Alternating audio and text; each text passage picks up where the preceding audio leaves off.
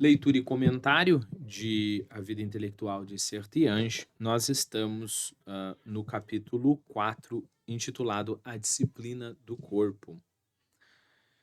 Já dissemos que a doutrina do composto humano proíbe a dissociação das funções espirituais e das funções corporais, mesmo das que parecem mais alheias ao pensamento puro.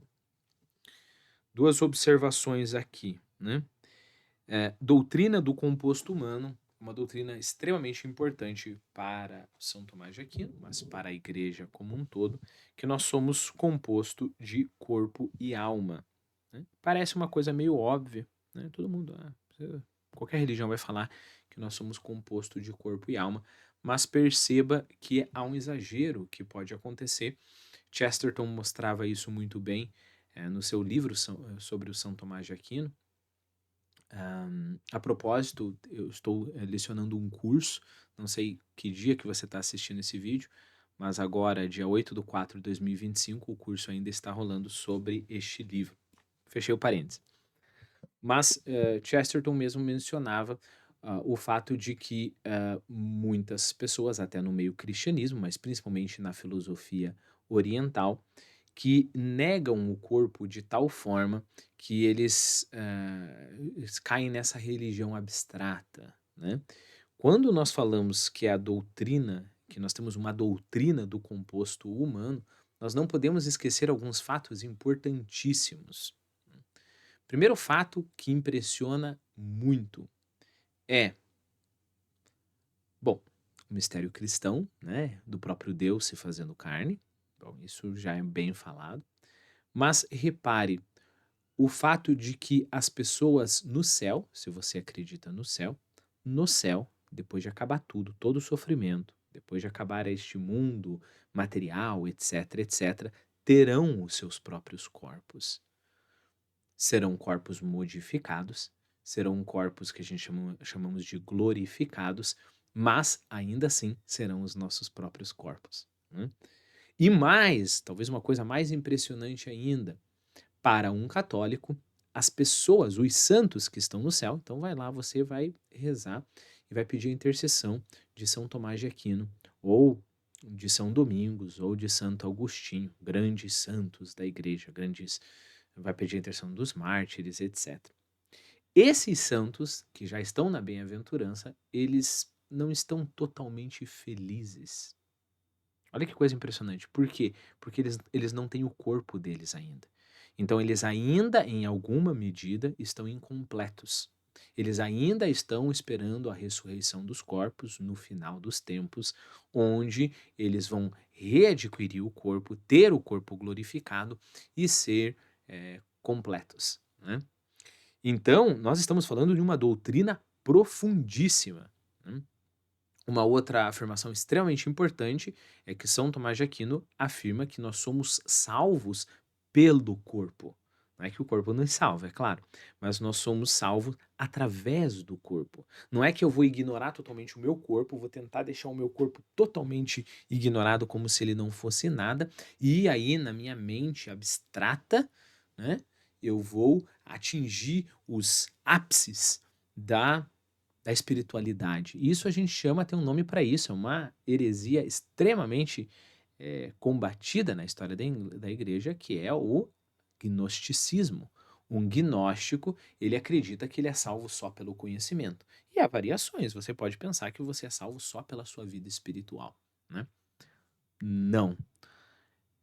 Para Sertiange, que é um tomista, então, para São Tomás de Aquino, nós somos profundamente um composto. Nós somos profundamente um composto de alma e de corpo.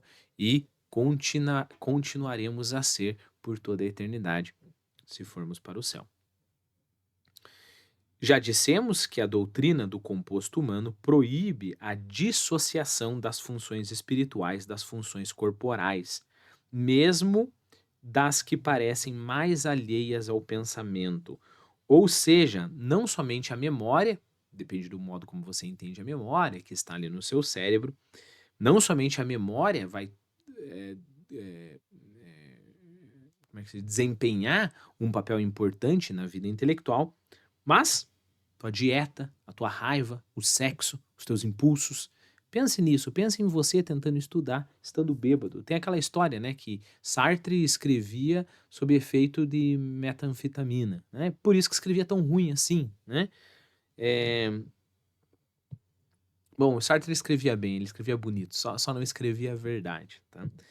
Mas, bom, esse não é o ponto, mas o ponto não tem como, né, e eu mencionei Sartre porque Sartre poderia defender isso, né? Ele defende, por exemplo, que uma pessoa que desmaia, ela desmaia voluntariamente, porque a tua vontade se impõe ao seu corpo de tal forma que se realmente você tem a sua vontade, você pode fazer qualquer coisa.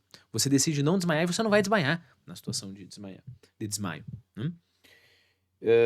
Não é isso que Sertian está falando. Sertian está falando, há uma associação quase que inquebrantável, né? E se é quebrada, é quebrada temporariamente, como o caso dos santos que eu falei para você, entre a sua vida espiritual e intelectual e o seu corpo. Quais são as consequências disso? As consequências a gente vai ter nesse capítulo, né? Não tem como você querer ser um porco com o seu corpo e querer ser um grande intelectual. E isso é a imagem dos românticos, é uma imagem que começou agora, 2, 3 séculos atrás, né? A imagem do cara bebendo uísque num sótão em Paris, né? Aquele ambiente horrível, água caindo na cabeça dele, ele tossindo tuberculose, e ele está fazendo a obra que mudará toda a humanidade. Eu não estou dizendo que gênios não podem ir para esses lados, mas eles correm riscos enormes. Vou dar um exemplo maravilhoso, ou terrível, que é o Nietzsche. Nietzsche era um gênio, eu não tenho dúvida de que Nietzsche era um gênio, mas ele vivia na doença, morreu na loucura, e a sua filosofia reflete isso. Então, um gênio ele vai conseguir ver muitas coisas, mas ele não vai ser saudável quando ele precisa evitar algumas armadilhas. Só para te dar um exemplo, né? Então, voltemos a afirmar. Mesmo as funções corporais que parecem mais alheias ao pensamento puro. São Tomás assina embaixo deste pensamento irônico de Aristóteles. É tão ridículo dizer que somente a alma compreende, quanto dizer ela tece e constrói. Assim como, olha que interessante, geralmente a gente faz o seguinte processo, né? A nossa alma é não, deixa eu mudar a minha frase. Geralmente faz o seguinte o processo, né? Não tem como meu corpo agir sem ter as pessoas agora hoje em dia estão chamando de cérebro, mas sem ter a alma que vai dar vida ao corpo, ok? Mas também não existe como a tua alma sair agindo por aí sem o corpo dela, com alguma exceção, correto? Ou seja, se você tem qualquer pensamento, você tem pensamento no seu corpo. Você tem pensamento, sim, é a sua alma, né? Não é somente o seu cérebro, não é somente a sua estrutura física, mas é a alma encarnada. Quando você está encarnado, não significa que você está dentro do seu corpo como um motorista está dentro do carro, que poderia simplesmente mudar de carro e ficaria a mesma coisa. Isso é a doutrina espírita. Ok? A doutrina espírita vai acreditar nisso. Você é um carro, aí você tem um carro bem ferrado, aí você faz coisas boas na vida e depois você pega um carro melhor, né? E várias outras doutrinas que acreditam na reencarnação. Há uma conexão cósmica, digamos assim, entre o corpo e a alma. Ou seja, talvez esses pensamentos pessimistas que a tua filosofia defende, essa grande filosofia que vai acabar com a filosofia ocidental cristã, talvez seja fome. Talvez seja porque você está sem dormir. Talvez seja porque está bebendo demais, e aí o teu fígado está fazendo a sua filosofia. Talvez seja por causa de um desarranjo estomacal. Você quer ir no banheiro, e aí você tem uma filosofia da pressa. Percebeu o que pode acontecer?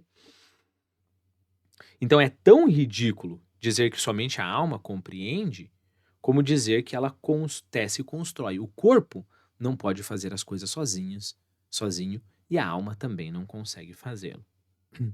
Ele mesmo faz, ou seja, São Tomás de Aquino mesmo faz, estas afirmações aparentemente materialistas. As diversas disposições do homem para as obras da alma provêm das diversas disposições de seus corpos. Não é dizer que a tua matéria, é, é, digamos assim, predestina, né, condiciona, era a palavra melhor que eu estava procurando, a sua alma. Não é dizer isso, né? Isso um materialista faz. Uma pessoa que acredita que nós somos guiados somente pelas estruturas cerebrais ou pelos genes ou qualquer coisa assim, faz. Não é isso. É querer, ao jogar fora a água do banho, não jogar o bebê dentro, ou jogar o bebê junto. É querer não ser nem muito à terra, nem muito ao mar, né? Então, eu não preciso ter essa opção. Ou eu sou determinado pelo meu corpo material, ou eu sou totalmente livre dele, né? Eu sou um composto, né? E aí, mais uma citação do São Tomás de Aquino. A boa compleição do corpo segue-se a nobreza da alma. E aí é claro que nós poderíamos fazer a volta, né? A nobreza da alma segue-se a boa compleição do corpo. Ou seja, se eu sou uma alma nobre, uma alma puxada ou chamada pela verdade, eu vou querer que meu corpo seja nobre. O meu corpo sendo nobre, ou seja, eu não sendo guiado pelo meu estômago ou pelos meus órgãos sexuais, ou pelo meu sono, ou pela droga, ou qualquer coisa que puder influenciar, eu não sendo guiado por isso, ao contrário, eu tendo controle sobre isso, o meu corpo ele vai me ajudar ainda mais a ser mais nobre, e aí eu crio um ciclo virtuoso, né? É claro que o contrário pode acontecer também, e eu posso criar um círculo vicioso.